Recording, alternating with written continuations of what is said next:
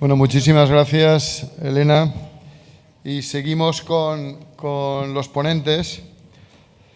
Ahora vamos a abordar todo lo que es el potencial del turismo gastronómico. Yo creo que esto es algo que muchas veces se dice, no sé, sabemos si es una moda y tal. Para muchos es prácticamente una religión, que están ya completamente volcados buscando destinos en función de su gastronomía. Es probablemente también uno de los programas, y junto con Cultura, con los que más se puede definir la identidad de un destino, su singularidad, su estilo de vida. Y por lo tanto yo creo que resulta realmente interesante. Y para conocer en qué momento estamos en el turismo gastronómico, pues contamos con Iñaki Gaztelumendi. Iñaki es consultor de la Organización Mundial del Turismo, es asesor del Basque Culinary Center. Él ha participado en múltiples trabajos, especialmente en los últimos años vinculados al mundo de la gastronomía, aunque él empezó como gestor de destinos turísticos, pero luego evolucionó al mundo de la consultoría, por lo tanto tiene las dos vertientes, pero ha realizado el informe global sobre turismo gastronómico de la Organización Mundial de Turismo, es director técnico del Foro Mundial de Turismo Gastronómico de la OMT y el Basque Culinary Center, y luego pues ha participado en diversos proyectos de desarrollo de turismo gastronómico, tanto a nivel nacional como internacional. Así que yo le cedo la palabra ya y estamos atentos para escucharte. Gracias, Iñaki.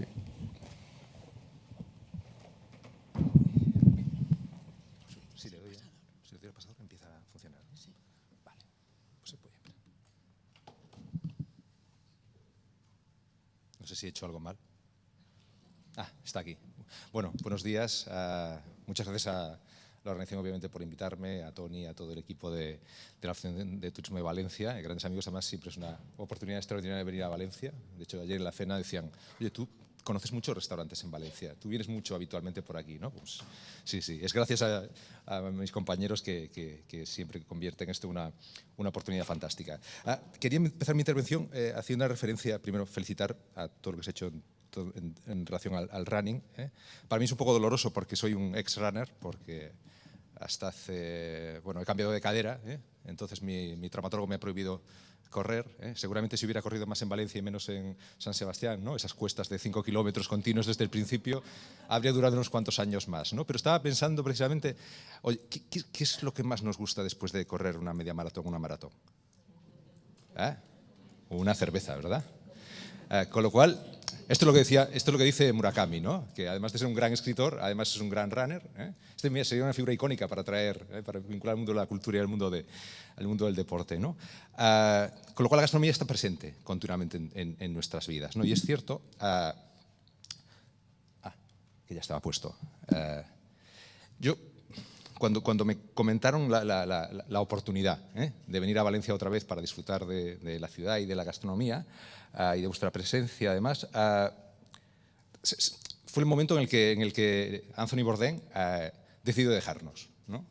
Entonces me parecía que era muy bonito, ya que iba a ser la primera ponencia en la que iba a hablar de gastronomía justo después de su decisión, desafortunadamente para nosotros, porque nos ha dejado posiblemente sin alguno de los mejores años de sus reflexiones en torno a la gastronomía, y me pareció muy bonito dedicarle esta primera ponencia, ¿no? Con lo cual, además, quise elegir The Nasty Bits, en España se tradujo como malos tragos, y me gusta porque si posiblemente una persona representa el espíritu gamberro, y de alguna forma contracultural de lo que representa el movimiento gastronómico vinculado a las ciudades en los últimos años, sea Anthony Bourdain. Con lo cual, bueno, le haré un segundo homenaje al final, a otra de sus grandes aficiones, que era la música.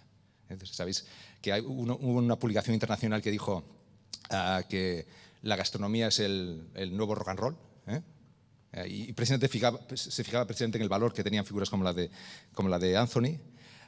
Y ahora hay una corriente dentro del mundo del turismo que dice que la música es la nueva gastronomía. Aquí tenemos a José Nacher, además, que es posiblemente uno de los mejores expertos que hay a nivel mundial sobre esta cuestión. Efectivamente, la gastronomía está presente prácticamente en todas las escenas de nuestra vida. Y es cierto que en los últimos años ha habido una cierta focalización del mundo del turismo en la oportunidad que representa la gastronomía y el mundo del vino en general como un atractivo. En realidad, la gastronomía ha estado siempre presente. Para empezar, porque necesitamos comer 3 veces al día, ¿no? Tenemos esta mala costumbre. Pero claro, la gastronomía juega un papel muy importante, como decía Tony, precisamente desde la perspectiva de diferenciar y generar atractivo. Generar empatía entre el territorio, entre el destino, entre la ciudad y los clientes que la visitan. Y lo que sí que hemos observado en los últimos años es que de hecho no es un fenómeno que tenga que ver con el turismo, sino que tiene que ver con nuestra sociedad.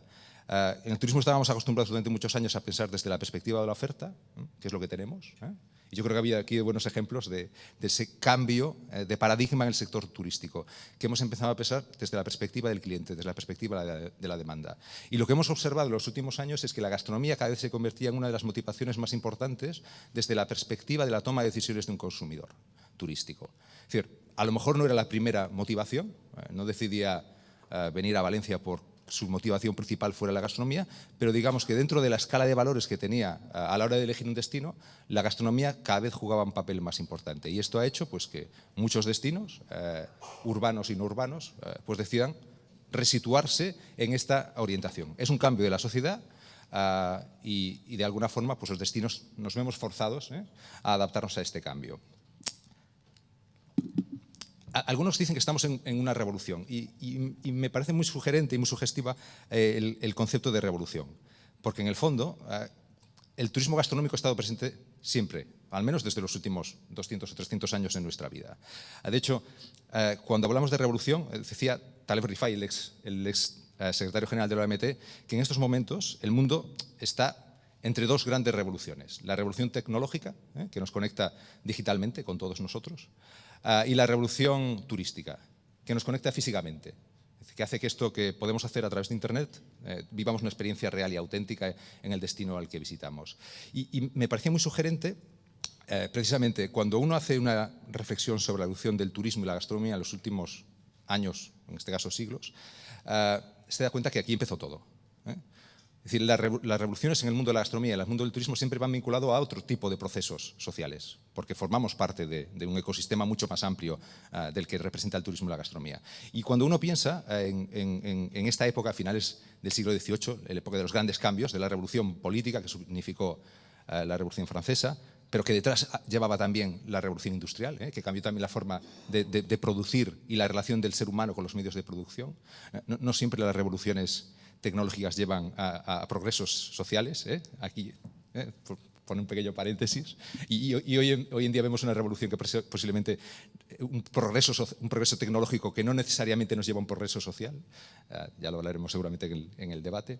Pero debajo de estas 2 grandes revoluciones que son icónicas, se produjeron otras 2 grandes revoluciones. Dice, una, la aparición del fenómeno turístico bastante parecido a lo que conocemos hoy en día, a finales del siglo XVIII, y la revolución gastronómica, porque en este momento se produce, como consecuencia de la Revolución Francesa, se produce la aparición del restaurante. El restaurante no existía hasta la Revolución Francesa.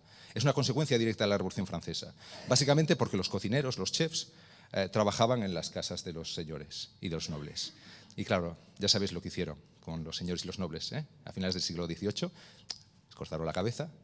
Y esto hizo que los cocineros, que afortunadamente estaban considerados como trabajadores, no pasaran por la misma guillotina que sus señores. Como fueron considerados como un gremio de trabajadores, lo que hicieron fueron convertirlos en emprendedores. Los primeros emprendedores fueron los cocineros que se vieron obligados a abrir negocios, restaurantes, en París a finales del siglo XVIII, precisamente a esta revolución.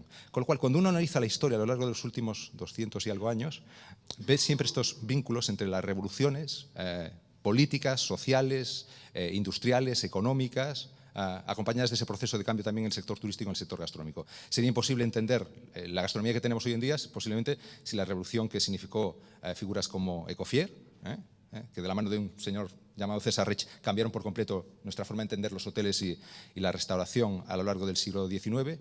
Cuando pensamos en la Nouvelle Cuisine, tenemos que pensar en la Nouvelle Vague.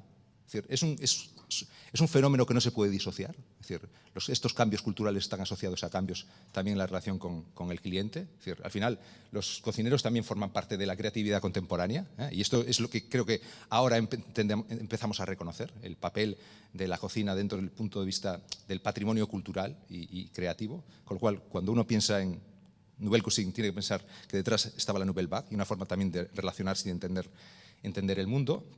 En España aportamos una revolución. De hecho, Bourdain decía, la suerte que tenéis los españoles es que los franceses en los años 60-70 se inventaron una jaula de oro maravillosa, que es el concepto de las estrellas Michelin.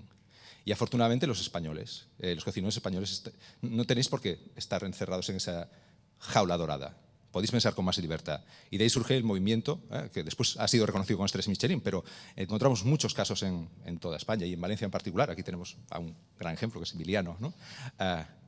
Con un restaurante que está fuera de ese circuito de la jaula dorada de las estrellas Michelin, pero sin embargo aporta un valor extraordinario al territorio desde el punto de vista de su relación con el producto, con el territorio, con la creatividad, con el trato, con la hospitalidad.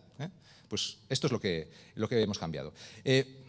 Claro, ahora nos encontramos en otra revolución. Una revolución que está cuestionando incluso el concepto de capitalismo tal como lo entendemos, ¿no? Ahora estamos en manos de los denominados GAFA, Google, Apple, Facebook y Amazon, que están condicionando nuestras vidas. Y cada vez aparecen más actores que algunos de ellos no existían ni hace 4 o 5 años y sin embargo están transformando por completo las relaciones económicas, sociales y las relaciones de los destinos y las empresas del sector turístico con sus clientes. Con lo cual esto genera una gran oportunidad, pero también genera unas grandes incertidumbres. Estamos en un proceso de cambio extraordinario y la gastronomía está de lleno en este proceso, porque cuando uno va a muchas de estas apps, uno de los temas críticos a la hora de entender su evolución es precisamente la relación del cliente con la gastronomía. Cuando va a Instagram, cada uno que entre en Instagram y verá cómo el peso que tiene la gastronomía, la cocina, las chefs en este ámbito. Claro, esto también nos genera una situación de incertidumbre porque nosotros creíamos que con Internet, con la revolución digital, iba a haber más relación directa entre el cliente y el productor final, y esto en parte es verdad, pero lo cierto es que cada vez tenemos un embudo más pequeño. Porque cuando uno empieza a analizar las cifras de Booking, de Expedia, es decir, se da cuenta el peso, la importancia tan extraordinaria que tienen desde el punto de vista de la contratación y de la comercialización turística, pero cuando uno rasca un poco más de información se da cuenta que en realidad ellos dos dependen de una sola empresa, que es Google. Con lo cual, en el fondo estamos todos dependiendo de lo que haga Google. Y esto es, obviamente, una gran incertidumbre de cara al futuro. Bien, ¿qué está pasando en las ciudades? Las ciudades se han convertido en, bueno, posiblemente cuando uno habla de la historia de la humanidad, habla de la historia de las ciudades, ¿no? Porque seguramente lo que nos ha hecho sobrevivir como especie en relación al resto de especies que vinieron antes y en paralelo a nosotros ha sido la construcción de estos entornos extraordinarios, algunos feos desde el punto de vista visual, pero extraordinarios desde el punto de vista de las relaciones económicas, sociales y humanas, ¿no? Somos lo que somos precisamente por este intercambio, por esta empatía que generamos entre nosotros, aunque haya ciudades más empáticas que otras. De hecho, esto es una clave a la hora de entender esta diferenciación de las ciudades gastronómicas. Aquellas ciudades más vinculadas a una gastronomía vinculada al territorio tienen una relación más de empatía con su cliente que otras, que son más anónimas. De hecho, una de las grandes ventajas que tiene Valencia, lo comentábamos ayer en la cena, es que, claro, uno puede ir a un gran restaurante en Londres, a un gran restaurante en París, a un gran restaurante en Nueva York, pero la relación con el territorio de donde procede es prácticamente imposible. El caso de Valencia es una ciudad grande, pero que además tiene una relación con su territorio, con su entorno, con su lugar donde se producen los productos clave, que es extraordinaria. Y esto os genera un elemento de diferenciación extraordinario en relación a otras muchas ciudades. Bueno, este es el mapa de las ciudades más importantes del mundo. Bangkok, acabamos de hacer, de hecho, el Foro Mundial de Turismo Gastronómico en Bangkok, con lo cual veis que hay un peso muy importante del mundo de Asia. Este es uno de los fenómenos que observamos en el turismo. En el turismo, yo diría que en la economía, ¿no? Es decir, ese cambio de poder entre el eje atlántico, la relación entre América y Europa, a la relación del Pacífico, ¿no? Asia cada vez tiene un peso más importante. De hecho, en las 20 grandes ciudades solamente aparece una ciudad española que es Barcelona. Un poquito más abajo está Madrid, relativamente cerca de los 20 primeros puestos. Pero esto, Bueno, y cuando hablo de este eje del Pacífico, que tiene que ver la relación entre Asia y todo el eje americano, ahora también nos encontramos con un momento de incertidumbre, porque claro, ahora al mando del Air Force One han puesto un loco, ¿no? Con lo cual, esto que era algo tan obvio, el traslado del eje del Atlántico al eje del Pacífico, no sabemos lo que va a pasar en los próximos años gracias a Trump. ¿Qué es interesante de este informe? No solamente el ranking, que nos sirve para explicar, como decía Mark, es el mejor de los peores informes que tenemos, este de Mastercard, pero sí que lo que nos permite analizar también es el peso de la importancia de cada uno de los elementos de la cadena de valor del turismo en cada una de las ciudades. Y aquí podemos interpretar también cuál es el peso de todo lo que tiene que ver con gastronomía en cada una de las ciudades. Y podemos ver, por ejemplo, en el caso de una ciudad como Barcelona, el peso de la gastronomía y del mundo de los licores, de las bebidas, representa casi el 30% del gasto de los clientes. Y esto varía mucho en función de cada ciudad, con lo cual nos permite también interpretar cuáles son aquellas ciudades que tienen una oferta más vinculada al mundo de la gastronomía. Bueno, tenemos más rankings. Se ha hecho rankings de cuáles son las ciudades más atractivas desde el punto de vista de la gastronomía. De hecho, esta es una empresa que está vinculada al fenómeno de los 50 Best y ha sacado este ranking, en el cual, obviamente, yo soy medio de San Sebastián, medio de Santiago de Compostela. Bueno, pues para mí es extraordinario poder decir que San Sebastián está considerada como una de las mejores ciudades gastronómicas del mundo. Y ahí, como veis, dentro de las 10, hay 3 ciudades españolas: San Sebastián, Barcelona y Madrid. Y acompañándoles pues tenemos a Tokio, a New York, a Singapur, a París, a Lima, a Londres, a Múnich. Es decir, digamos que en ese ranking principal, digamos que España tiene una presencia muy importante. Pero no me voy a olvidar de Valencia, porque, claro, Booking también hace su ranking. Y aquí, dentro de las 25 ciudades, también hay 3 ciudades españolas y una de ellas es Valencia. Con lo cual, Booking, que lo que hace es un informe en base a las experiencias y a los comentarios de sus clientes, y Booking, como todos sabéis, es muy importante en términos turísticos, pues sitúa a Valencia en un lugar muy importante a nivel mundial en el ámbito de la gastronomía. De hecho, las ciudades se han movilizado en los últimos años para tratar de mejorar como destinos gastronómicos. Y a partir de aquí se han constituido proyectos como la Red de Gastronomía de la Organización Mundial de Turismo, en la que participa Valencia, además es un socio muy activo. Algunas ciudades a nivel mundial se han articulado en torno al proyecto de LIS, que trata de reunir a las ciudades que están preocupadas por la creación de producto en torno a la gastronomía. En España, posiblemente no tanto con esa orientación urbana, pero sí que Saborea España ha tratado de agrupar a los destinos que representan valores en torno a la gastronomía, e incluso la UNESCO ha desarrollado una línea de ciudades creativas en torno a la gastronomía, y aquí tenemos unos vecinos y amigos que son los de Denia, que han hecho un trabajo extraordinario de posicionamiento de la ciudad en torno a la gastronomía. Pero como os decía, la gastronomía, el turismo gastronómico es complejo y heterogéneo, con lo cual este es un dibujito que ha hecho la World Food Travel Association, posiblemente la organización privada de turismo gastronómico más importante del mundo, tratando de explicar cómo es la experiencia de turismo gastronómico. Y precisamente trata de poner en valor tanto la experiencia relacionada con el mundo de la producción agroalimentaria y en torno al agroturismo, y el papel que tienen las ciudades en este ámbito de creación de experiencias más sofisticadas, más dirigido a un público gourmet. Con lo cual, como el tiempo es... No quiero extenderme mucho más, en el debate ya nos podemos extender. Solamente quería compartir con vosotros, dentro de este contexto, algunas tendencias que están sucediéndose a nivel mundial en turismo gastronómico.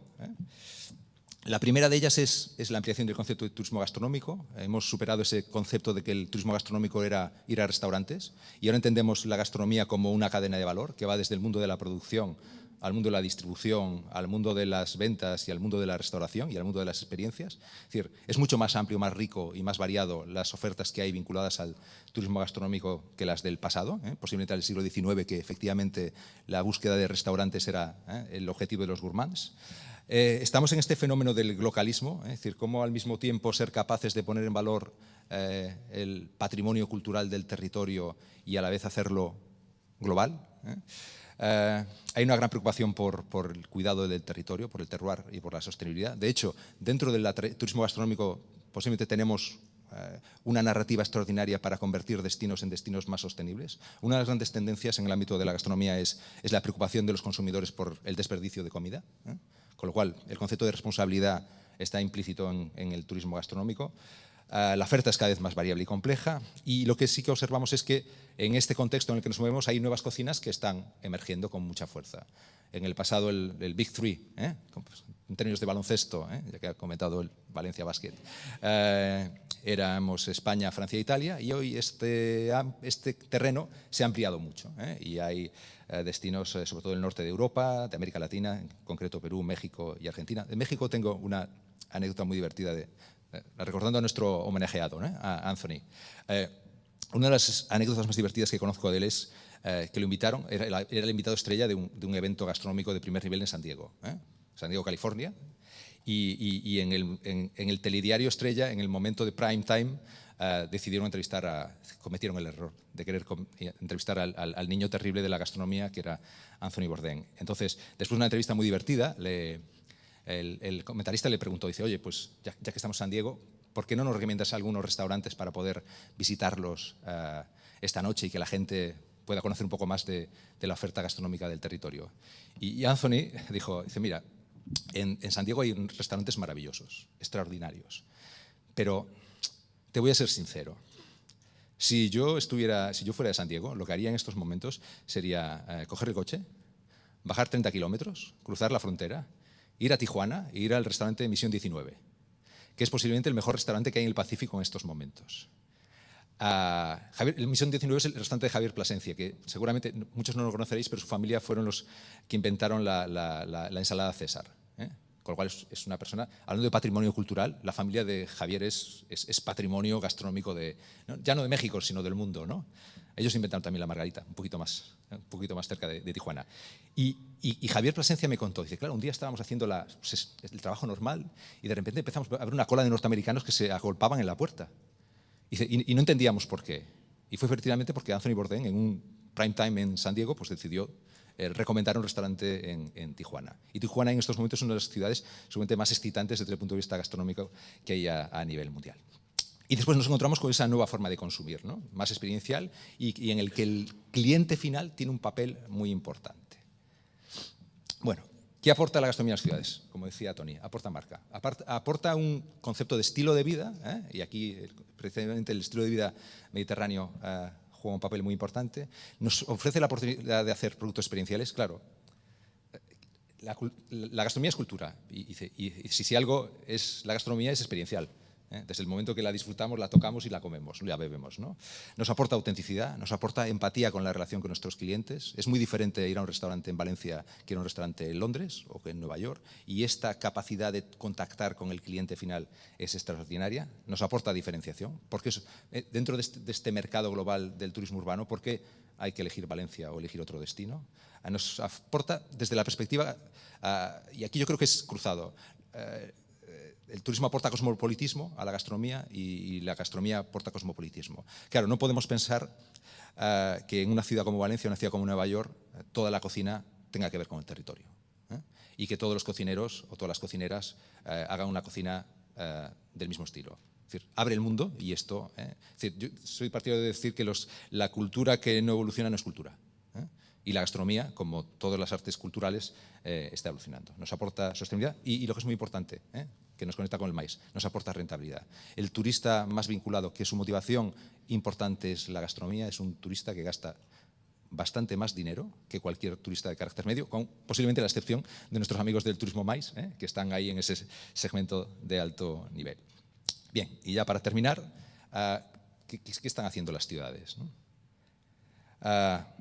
¿Qué hay? Las ciudades que están avanzando más en el ámbito de la gastronomía, que están, en primer lugar, respetando, cuidando algo que es muy frágil, que es el patrimonio gastronómico. Se está trabajando precisamente en el respeto a la tradición, sin obviar efectivamente que la tradición también evoluciona en términos culturales. Estamos en un proceso de revolución de la cocina.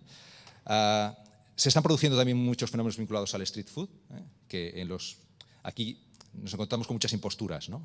Porque no todos los destinos, no todas las ciudades están vinculadas al street food, pero es cierto que es un fenómeno global que está sucediendo. En el caso de México, en el caso de Perú o en el caso de Asia es evidente. En algunas ciudades españolas también están viendo estos fenómenos, pero claro, es que nosotros tenemos los bares. y los bares y las barras son muy importantes. Es nuestro casi street food, ¿no? Después se están desarrollando muchas experiencias vinculadas a la gastronomía. Un elemento muy importante es la puesta en valor de los mercados de abastos como ese espacio donde conviven la producción. Es decir, si alguien quiere conocer el mapa de valor de un territorio gastronómico, que vaya a un mercado de abastos. Porque allí conviven todos los actores, no solamente los productos, sino todos los actores, los productores, los cocineros, los clientes, todos nos juntamos en el mercado de abastos y precisamente, hablando de mercado de abastos, Valencia es un ejemplo precisamente de esa renovación, repuesta en valor del mercado de abastos. Después se están organizando extraordinarios eventos gastronómicos. Se nota una evolución de los eventos muy pensados desde la perspectiva profesional a unos eventos dirigidos a público final, a contacto de los cocineros, de las cocineras, de los productores con el cliente final. Yo creo que este es el gran cambio. Posiblemente los que empezaron a hacer esto fueron Copenhague. Cuando pensaron en Wonderful Copenhagen, dijeron, oye, ¿cómo hacemos un evento gastronómico? Dijeron, vamos a llevar a los grandes cocineros a las calles, a que pongan mesas en las calles y bancos, y ves a René Redzepi, repartiendo smørrebrøds en una plaza dentro del centro de Copenhague, y yo creo que es una tendencia muy interesante. Y después, como estáis haciendo aquí, se están estableciendo modelos de gobernanza. ¿Cómo somos capaces de incorporar al sector turístico un montón de actores que creían que no tenían nada que ver con el sector turístico? Ahora, afortunadamente, estoy haciendo el plan de turismo gastronómico de Galicia y estamos haciendo focus group. Y lo primero que hago es hacer una explicación, porque de repente se levanta un productor y dice, vale, ahora ya entiendo por qué me habéis invitado a esta reunión. Pero decían, claro, cuando vi lo de turismo yo pensé que se habían equivocado y que no queríais invitarme a mí.